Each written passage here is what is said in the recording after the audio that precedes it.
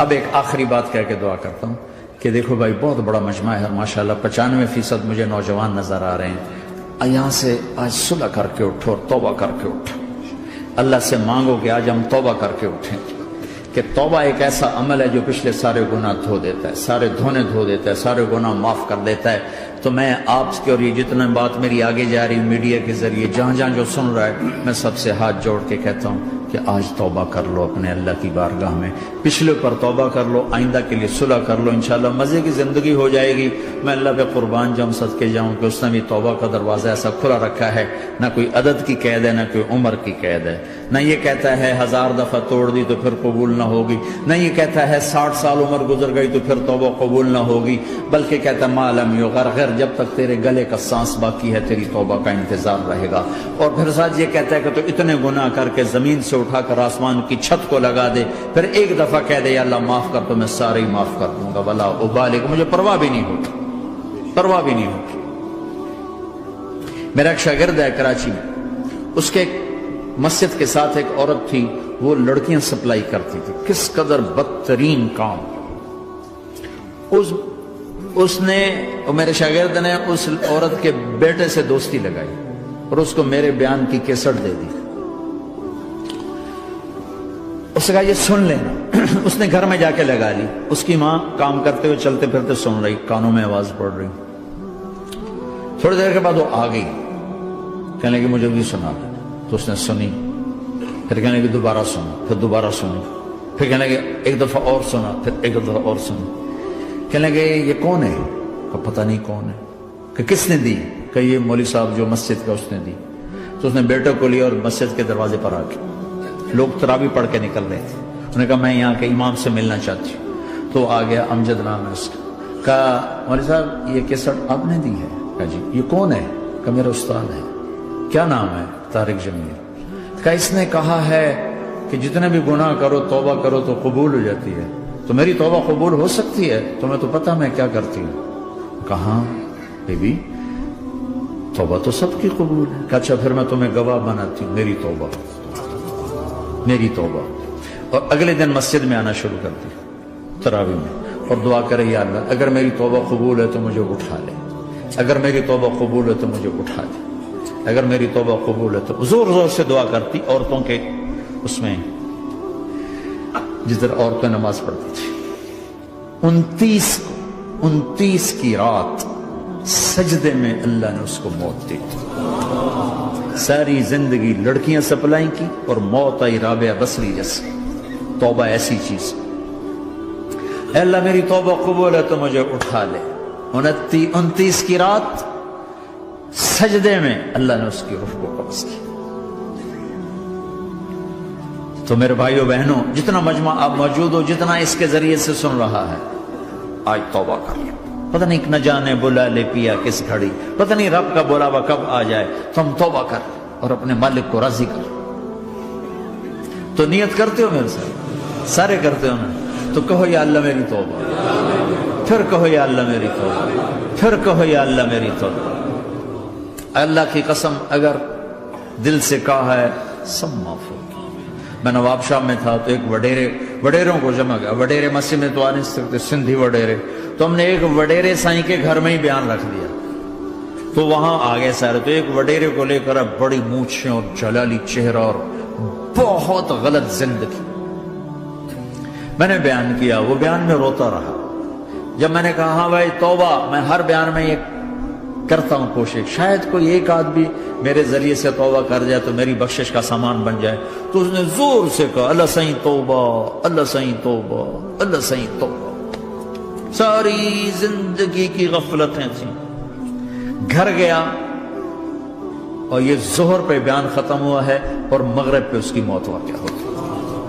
ساری زندگی گناہوں میں گزار کے وہ گیا جنت میں، کہ توبہ تہدم ما کان قبلہا، کہ توبہ ہر گناہ دھو دیتی۔ شیطان ایک راستے سے آتا ہے، کیا فائدہ توبہ کا، ادھر کرتا ہوں ادھر ٹوٹ جاتی، کیا ارے فائدہ، دیکھو یہ فائدہ نظر آئے کہ نہیں؟ دو فائدے دکھائیں، ایک سجدے میں مری ہے اور ایک ساری زندگی گناہ کر کے ظہر سے مغرب تک کا حصہ اس نے توبہ کا گزارا ہے اور گیا جنت میں۔ کبھی مایوس نہ ہونا اللہ سے کہ میں اتنے گناہ کرتا ہوں، اللہ کیسے معاف کرے گا؟ اللہ بڑا کرے. اللہ تھانے دار نہیں ہے، مہربان ہے، دوست ہے، ہمارا دوست ہے. اللہ سے باتیں کرو، اللہ سے یاری لگاؤ، اللہ کو دکھڑے سناؤ، یا اللہ میرے ساتھ یہ ہو رہا ہے تو کچھ کر دینا. اللہ سے لاڈ کرو جیسے ماں سے لاڈ کرتے ہو. اللہ تو پیار کی چیز ہے نا کہ ڈرنے کی. ہاں ڈرنا ہے اپنے گناہوں کی وجہ سے، لیکن پیار غالب ہو، محبت غالب ہو. وہ نہیں تھا چرواہا موسیٰ علیہ السلام نے سنا، کہہ رہا اللہ سیاں تو آویں آ تیری جوہاں کڈاں، تین تیل لاواں، تین کنگھی کراں، تین روٹی کھواواں، تین دودھ پواواں. یہ اللہ سے باتیں کر رہا. تو موسیٰ علیہ السلام نے اس کو بدبخت یہ کیا کہہ رہا ہے؟ کہہ رہا یا اللہ تو میرے پاس آ، میں تمہیں تیل لگاؤں، تیری جوئیں نکالوں، تیری کنگھی کروں، تجھے بکری کا دودھ پلاؤں. تو وہ تو بیچارہ ڈر کے رونے بیٹھ گیا. جب موسیٰ علیہ السلام طور پر آئے تو موسیٰ علیہ السلام سے اللہ نے کہا موسیٰ تو نے تو میرا یار ہی مجھ سے دور کر دی، مجھے تو اس کی باتیں بڑی اچھی لگتی تھی. تو نے یہ کیا، جا اس کو خوش کر کے جیسے ناراض کر کے آئے. چلو اس روایت میں تو کوئی اونچ نیچ ہو سکتی ہے، کچی پکی بات ہو سکتی ہے، لیکن میرے نبی کی صحیح حدیث بتا رہا ہوں. میرے نبی مسجد میں صحابہ ہنس رہے تھے تو آپ نے فرمایا جو میں جانتا ہوں تم جانو تو تمہارا ہنسنا بند ہو جائے، رونا زیادہ ہو جائے. تو سب صحابہ نے زاروں قطار رونا شروع کر دیا. آپ یہ کہہ کر واپس مڑے، دروازے تک نہیں پہنچے تھے کہ جبریل آ گئے کہ میرے محبوب تو نے میرے بندوں کو اتنا زیادہ ڈرا دیا مجھ سے، جا واپس جا، جیسے رولایا ہے ایسے ہی ہنسا کے آ. اللہ پاک تو ہمارے مالک خالق، ہمارے مہربان ہیں.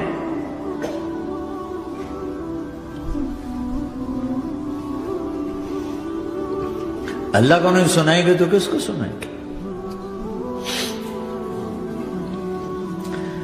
تو جب کبھی توبہ ٹوٹ جائے اللہ کے واسطے مایوس نہ ہونا، پھر کر لینا، پھر کر لینا، پھر کر لینا. پتہ نہیں کون سی توبہ پکی ہو جائے، پتہ نہیں کون سی توبہ پکی ہو جائے. تو نیت کرتے ہو سارے بھائی؟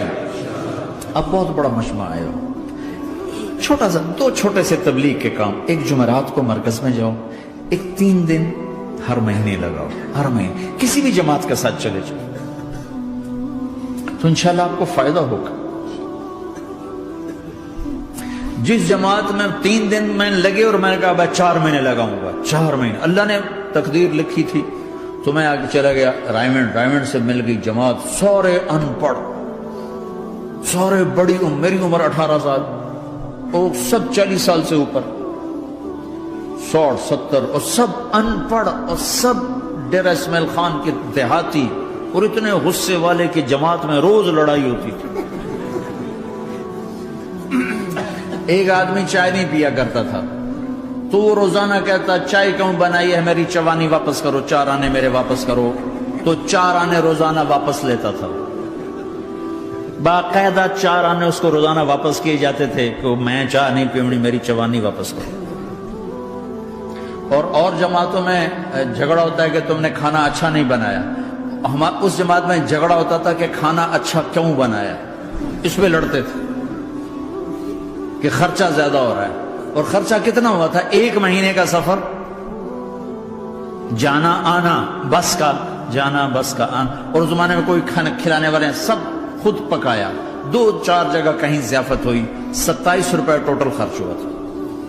کہ زیادہ خرچہ ہے، روز لڑائی، روز لڑائی. ایک اس میں رانگڑ تھا، اس کو اذان کا بڑا شوق تھا، وہ جاتی اذان دینی شروع کر دی. وہ بھائی اللہ کے واسطے بھائی تو مسجد کے معاملے میں دخل نہ دے، کیوں نہ دوں، گردن لمبی ہوگی، مؤذن کی گردن لمبی ہوگی، میں تو دوں گا.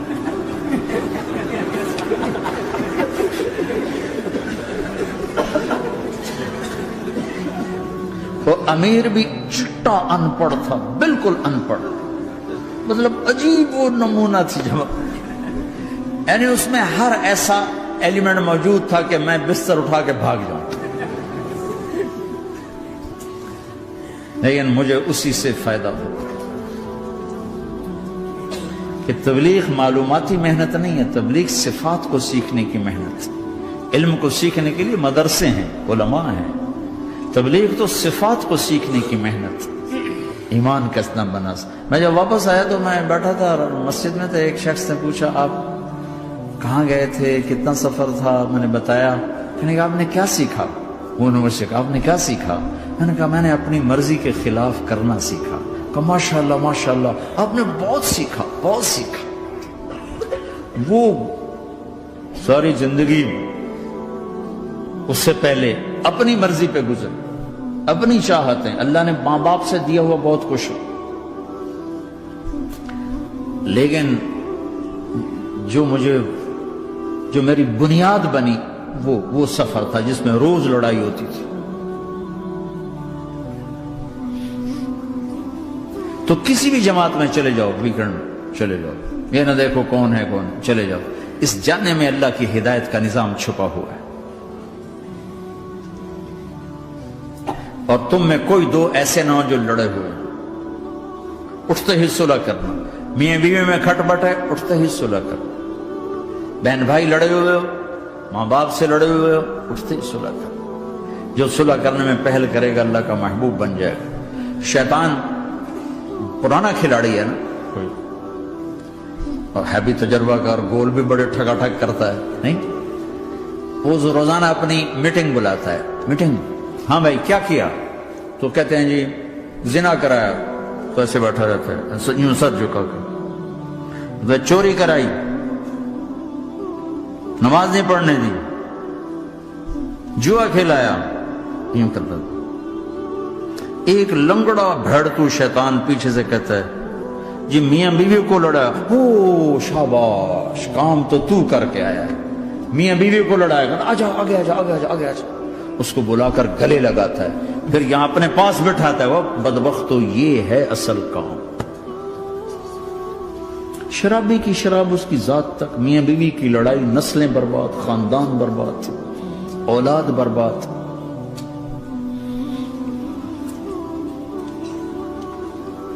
تو آپس کا معاشرہ بناؤ، اسلامی معاشرہ بناؤ، محبت والا، درگزر والا. ایک دوسرے کی تعریف کرو، ایک دوسرے کو گفٹ دو، ہدیہ دو. میرے نبی نے فرمایا جب کوئی سفر سے واپس آئے تو بیوی کے لیے ضرور تحفہ لے کر آئے، اور کچھ نہ ملے تو کوئی پتھر ہی لے کر آ جائے. مارا واسطے نہیں، گفٹ واسطے. اور بیوی سے اللہ کے نبی نے کہا جو بیوی اپنے خامند کو ویلکم کرتی ہے دروازے پر خوشی کے ساتھ، تو اس کو اللہ کی راہ میں جہاد کرنے والے کا آدھا اجر ملتا ہے. صرف مسکرا کے دیکھ، اندر وڑو تو منہ تے 12 وجے منتے، اپنے تو 24 بج جاندے. کبھی بیوی خامند کو تانا نہ دے، خامند بیوی کو تانا نہ دے.